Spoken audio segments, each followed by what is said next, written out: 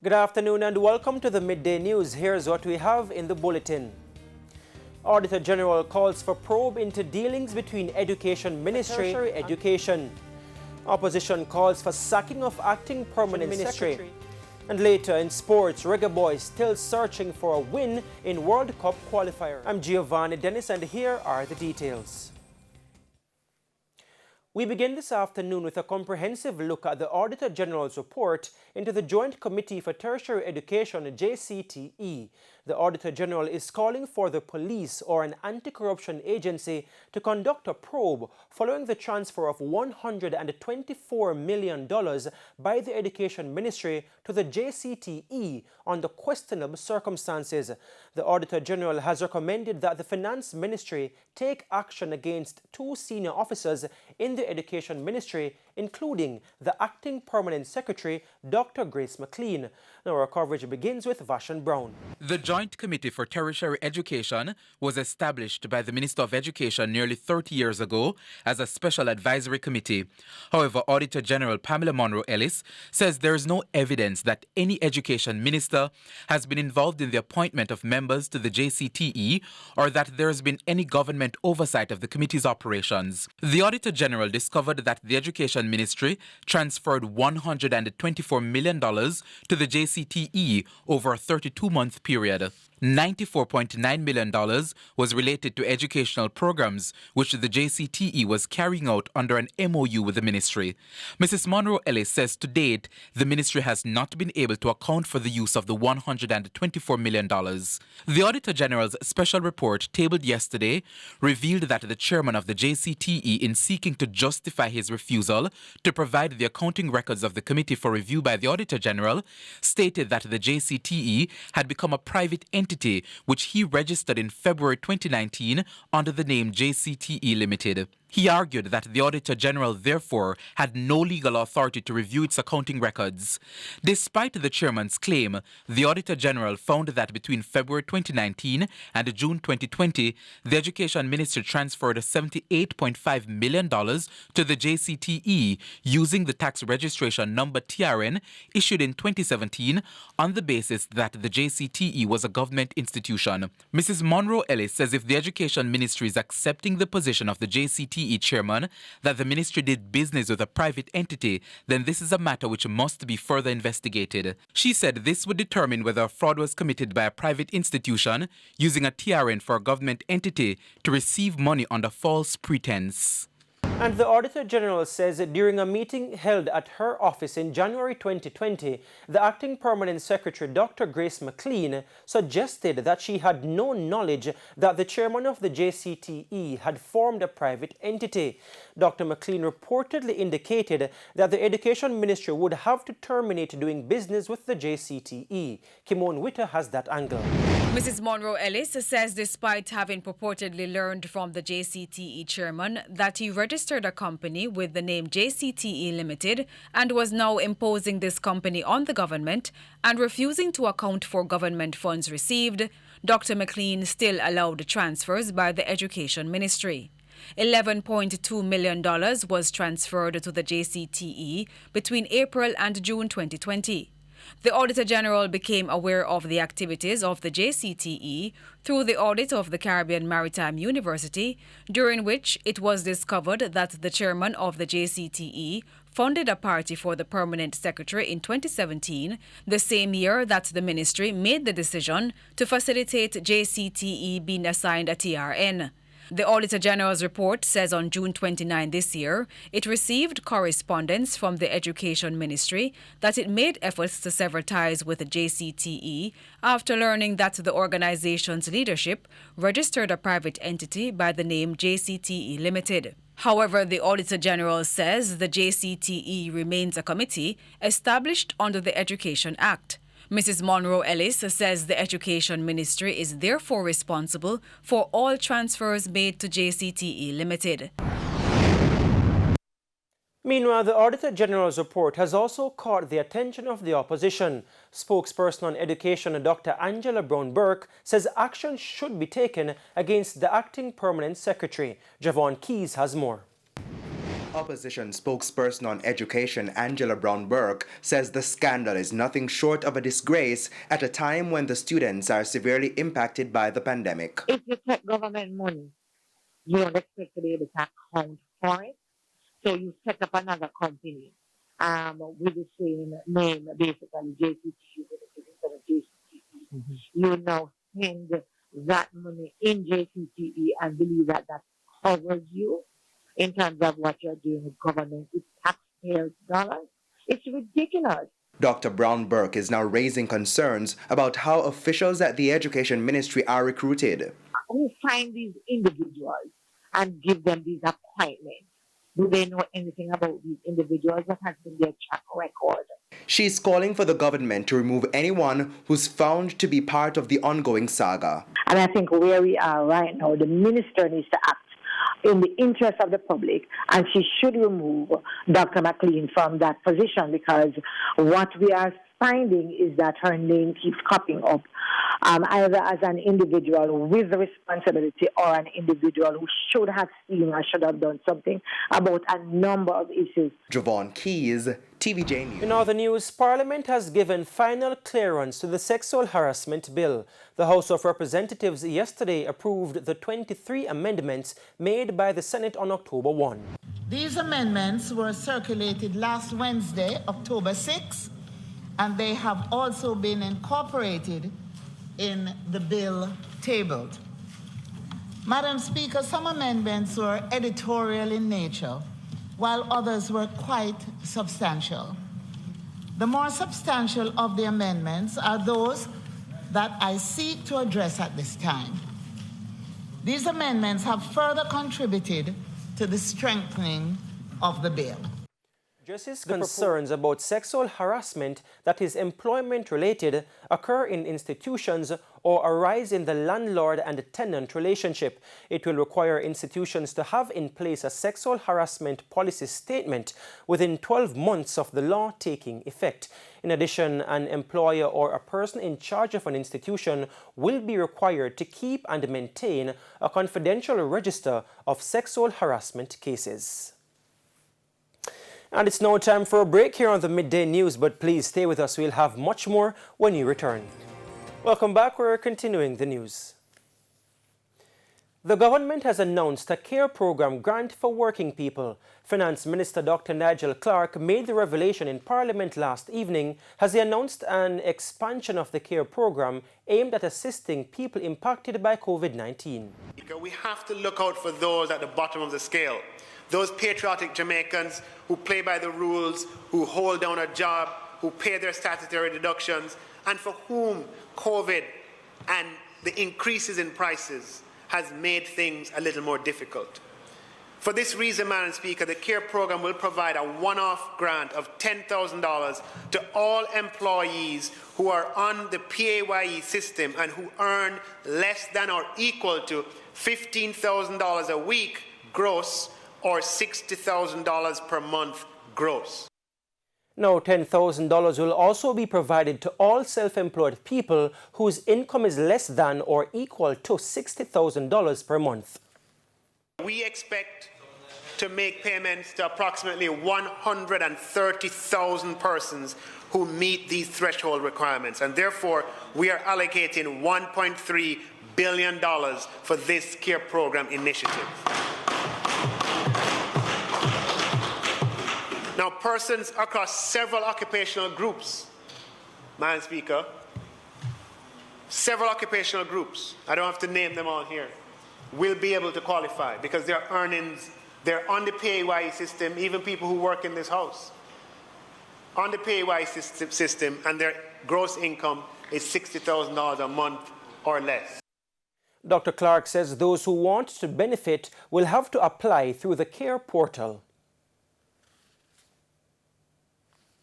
To other news, the Mental Health Act of 1997 is still being reviewed. Government Senator and the President of the Jamaica Psychiatric Association, Dr. Sophia Longmore, says there are certain parts of the Act that are not in keeping with the recognition mental illness should get.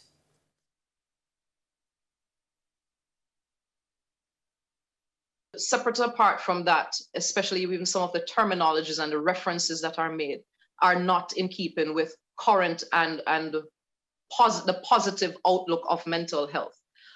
What needs to happen is the review and the realignment of where resources are especially channeled. Meanwhile, the Ministry of Health says despite the limited resources in treating the mentally challenged, drop-in centers island-wide have been quite effective. Director of Mental Health and Substance Abuse in the ministry, Dr. Kevin Goldburn, says these centers have been quite helpful in ensuring persons are given their medication and are taken care of daily. And they have a chain of clothes. So by doing that, one, you're making sure they're physically improved. Two, you're making sure they're not so conspicuous, because sometimes the reason why a person who is mentally ill may become object of abuse because they're obviously dirty and disheveled. So if you can get them looking much more neatly dressed and so on, then the general public, one, will not be afraid of them so much and will not necessarily abuse them. Jamaica's COVID-19 positivity rate and hospitalizations have gone down. On Tuesday, the country recorded an 8.8% positivity rate, down from Monday's 13.2%. 51 new COVID-19 cases were reported in the last 24 hours from 531 samples. The overall case count now stands at 86,507. 451 people are hospitalized with the respiratory illness. 31 patients are critically ill, while 51 are severely ill. Now 150 people have recovered from the virus in the last 24 hours, pushing the overall recovery count to 54,719. Jamaica now has 29,143 active cases. Meanwhile, COVID-19 has claimed 19 lives between July 31 and October 10. The country's death toll is 2,053. One death is under investigation. The task force appointed last month to provide the government with recommendations to improve the COVID-19 vaccination program says its first full report will be ready by next week. The National COVID-19 Vaccine Operationalization Task Force comprises members from various industries. Its preliminary findings and recommendations have been presented to Health Minister Dr. Christopher Tufton and Prime Minister Andrew Holness. In a release today, the task force said so far its recommendations have included an increase in the number of vaccination sites to improve accessibility. The final report will provide more recommendations for expanding access, mitigating vaccine hesitancy, and improving the seamlessness of the national vaccination program. And it's now time for the Business Minute. Here's O'Shane Masters. NCB Financial Group is the latest company in Jamaica to mandate COVID-19 vaccination for its employees. A staff circular issued by the conglomerate yesterday said all its employees who are either working in office or remotely will be required to share with their division heads their COVID-19 vaccination card as proof that they are partially or fully inoculated. Employees who have not received the first dose of the vaccine by October 31 will be required to submit a legitimate negative PCR test result by the Wednesday of each week starting November 3. The test will be at the workers' expense. Finance Minister Dr. Nigel Clark says freight rates at the island's ports have increased by more than 30%. Dr. Clark was addressing Parliament's Standing Finance Committee yesterday evening. For the first 6 months of the calendar year this year, freight rates were $75 million. For the first 6 months of the calendar year last year, freight rates were $55 million. Indeed, they have gone up. 20 over 55 is like 36%. However, a $20 million increase overall, US dollars increase in freight rates in aggregate does not explain $11 billion of revenue. Because even if you apply customs duty and GCT on that $20 million freight rate differential, you get a number that is, if you apply duty, 20% duty, you get a number that's more like $600 million. The overperformance that we have on the international trade is over 11 billion. And it comes as a result of increased a number of factors, which include increase in the volume of activity at the ports. And that's it for the Business Minute. I'm O'Shane Masters. And here's a preview of what's coming up in this evening's Health Report. In this evening's health report, we look at schizophrenia, one of the most serious mental health disorders. Many times they will resort to trying to protect themselves from the danger that they feel. They start talking what other people call foolishness, that many people cannot understand what they are saying. They interpret the world differently, and therefore they might dress differently, they might act differently, they might posture differently, look different. And many times their functioning deteriorate year by year. Each time they decompensate, each time they get sick, and eventually many of them end up on the street. That's a health report in Primetime News at 7. And now for today's Healthy Living tip. When dealing with someone who has schizophrenia, avoid direct continuous eye contact. Avoid touching the person. Sit down and ask the person to sit down as well. And speak quietly and calmly. Do not shout or threaten the person. And it's now time for your top regional and international stories with Sandy Williams. In the region, the Inter-American Development Bank, IDB, says it will create a financing instrument dedicated to expanding energy access, supporting energy transition, and protecting the climate in Latin America and the Caribbean. The IDB said that the initiative is a new partnership with the Rockefeller Foundation, a pioneering philanthropy built on collaborative partnerships at the frontier of science, technology, and innovation. The financing instrument will be managed by the IDB Group and will make resources available to both public and private sector projects as it seeks to mobilize more than $600 million in new investment for Latin America and the Caribbean. On the international scene, the U.S. has said it will reopen its land borders with Mexico and Canada to fully vaccinated travelers from November. It means those sealed out of the U.S. because of the pandemic can enter for any reason using land and ferry crossing points. Unvaccinated travelers will still be banned from entering the U.S. from Mexico and Canada by land. Air travel is allowed with a negative COVID-19 test. The U.S. has curbed travel from Mexico and Canada since March 2020. And that's the top regional and international stories.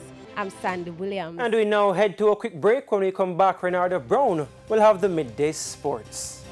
Welcome back. It's now time for your Midday Sports. The Reggae Boys will go in search of their first win of the CONCACAF World Cup qualifiers when they take on Honduras this evening starting at 7:05. Both teams are languishing at the foot of the A-team table, with the Reggae Boys last in the group with 2 points from 5 games. The hosts are just a point better in 7th, with both teams yet to win. The good news for Whitmore is that there is no further damage to his already depleted team, as there's no further injury concerns, according to team doctor Derek McDowell on Tuesday. But that aside, Whitmore wants his team to fight as if his job depends on it.